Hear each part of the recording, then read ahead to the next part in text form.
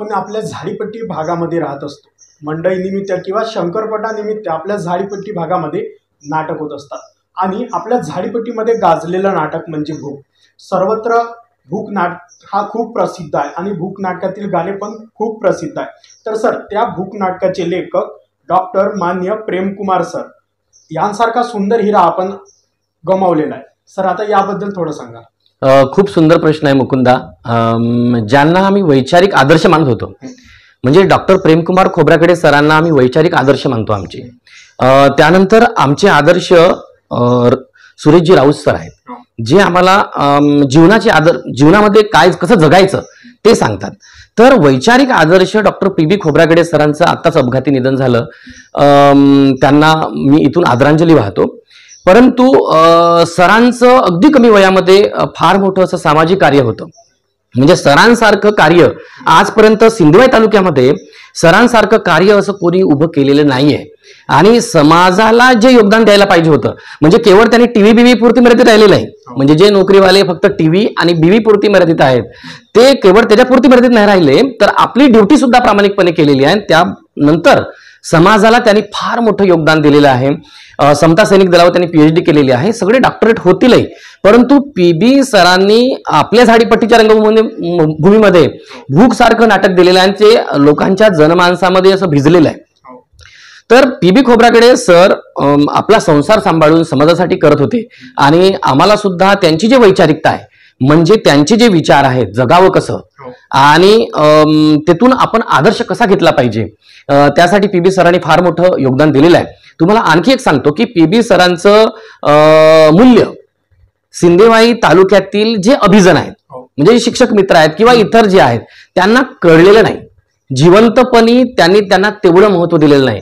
आता जेव्हा ते मरण पावले तेव्हा आम्हाला असं वाटतंय की आता हळहळायला लागले लोक की केवढा मोठा सुंदर माणूस गेला. कारण एक माणूस जेव्हा तयार होतो तेव्हा एक लहानच्या पालवावरून आपण एक पोरग जेव्हा जन्माला येते, त्यानंतर लहानच्या पालवावरून ते पोरग फार मोठं होतं. तशा प्रकारे एक सुंदर इव्हॉल्व्ड आणि तयार झालेला ब्रेन आपण तो गमावलाय. आणि अपघाती निधन जरी आलं असेल, परंतु तो जो ब्रेन आहे, तो ब्रेन आपल्या समाजाला रिटायरमेंट नंतर खूप उपयोगात आला असता. परंतु त्या काळातले जे टीकाकार लोक होते, म्हणजे एव्हाना डॉक्टर बाबासाहेब आंबेडकरांना सुद्धा आजही पुतळे फोडतात, म्हणजे आजही टीकाकार लोक आहेत. त्या काळामध्ये सुद्धा टीकाकार लोक होते, म्हणजे त्यांच्यावर प्रचंड टीका केल्या गेली. त्यांचं पाहिजे तेवढं व्हॅल्यू, म्हणजे घरचा माणूस जेव्हा असतो ना, तेव्हा त्याची किंमत कळत नाही, तर ते किंमत केली गेली नाही. आणि मला सुद्धा असं वाटतं की आम्ही सुद्धा एवढं शिक्षण घेऊन, उच्च शिक्षित होऊन, शिक्षण शैक्षणिक क्षेत्रामध्ये वैयक्तिक सुद्धा एवढं मोठं काम करून सुद्धा सिंधुवाई तालुका आणि इथले लोक मोठ्या प्रमाणात आपल्याला लवकर महत्व देतील हे वाटत नाही. एक सुविचार आहे की if you stand for something, म्हणजे जेव्हा तुम्ही कशासाठी तरी उभे राहता, if you stand for something then some people in favour to you and some people in opposite to you.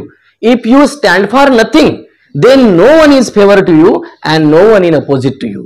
म्हणजे जेव्हा तुम्ही कशासाठी तरी उभे होता तेव्हा अर्धे लोक तुमच्या विरोधात असतात आणि अर्धे लोक तुमच्याकडून असतात. पण जेव्हा तुम्ही काहीच नसता तेव्हा तुम्हाला कोणी विरोधही करत नाही आणि तुमच्या बाजूने सुद्धा येत नाही. मला PB सरांकडून हे शिकायला भेटलं. ते मला म्हणाले होते, त्यांचा माझा संवाद होता, माझा वैवाहिक जीवनामध्ये सुद्धा त्यांनी मला खूप मदत केलेली आहे. तर ते मला म्हणायचे की महेंद्र, खूप चांगला शिक, खूप मोठा हो, आणि तुला काही मदत लागली तर तू माझ्याकडे ये. तर ते एक खूप चांगलं एक व्यक्तिमत्व आणि मला वैयक्तिक आधारस्तंभ असणारं, समाजाला एक आधारस्तंभ असणारं असं व्यक्तिमत्व आणखी टिकावं, आणखी राहावं असं वाटत होतं. परंतु ते मध्येच सोडून गेले, तर त्याचं मला खूप दुःख वाटतं. मित्रांनो, तुम्हाला व्हिडिओ आवडला असेल तर व्हिडिओला लाईक करायला विसरू नका व झाडीपट्टीमधील नाटक व इतर कार्यक्रमाचे व्हिडिओ बघण्यासाठी झाडीपट्टी मिनगिरे या चॅनलला सबस्क्राईब करा व बेल आयकॉन दाबायला विसरू नका, जेणेकरून नाटकाचे संपूर्ण व्हिडिओ तुमच्यापर्यंत लवकरात लवकर पोहोचतील. धन्यवाद.